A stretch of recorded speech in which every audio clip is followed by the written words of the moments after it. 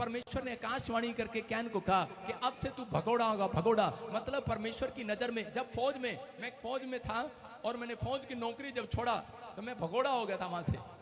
लेकिन बता रहा हूं, लेकिन मैं मुझे पकड़ कर ले आए वापिस और मुझे फौज की नौकरी कराई। बाद में मैंने सेटिंग किया और वहां से छोड़ा। लेकिन मैं क्या कह रहा हूं कि परमेश्वर उन लोगों को जो पाप करते हैं धरती पर, उनको भगोड़ा कर देता है स्वर्ग से, उनको छोड़ देता है। जाओ जो मर्जी अनुचित काम करो। जब तुम विश्वास नहीं करते तो अनुचित काम करो। अगर आपके माँ बाप आपको घर से बेदखल कर दें, उसको भगोड़ा कहा जाता है।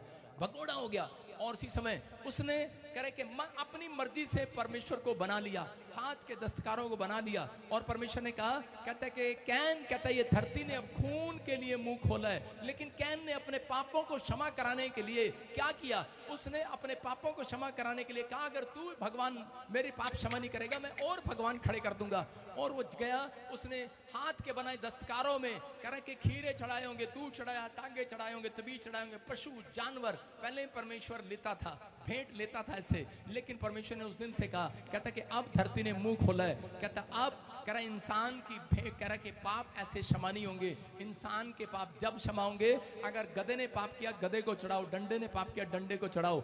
अगर इंसान ने पाप किया तो कोई इंसान चढ़े जो पवित्र हो। और ये भविष्यवाणी सालों साल से चलती आ रही थी।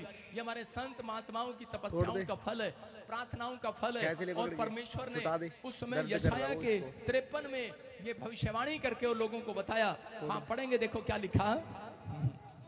अरे कुछ नहीं कहेगा वो, तोड़ के फेंक दे, आग में फेंक दे तोड़ के। हालेलुया। इतना टाइम ना लगाया कर। हाँ पढ़ बेटे। वचन बाबा 53 यशाया 53 का 4 और 5 6 7 तक पढ़ेंगे। निश्चय उसने हमारे रोगों को सह लिया और हमारे दुखों को उठा लिया, तो भी हमने उसे परमेश्वर का मारा कूटा। देखो क्या लिखा, कह रहे कि ये भविष्यवाणी थी सालों साल से कि एक उद्धार करता जन्म लेगा, उसका नाम यीशु होगा। और वो किसी आदमी से नहीं, वो लाइट से, परमेश्वर की ज्योति से पैदा होगा। और वहां थी, कह रहे वो निश्चय उसने हमारे रोगों को सह लिया और हमारे ही दुखों को उठा लिया, तो भी हमने उसे परमेश्वर का मारा कूटा और दुर्दशा में पड़ा हुआ समझा। हाँ आगे।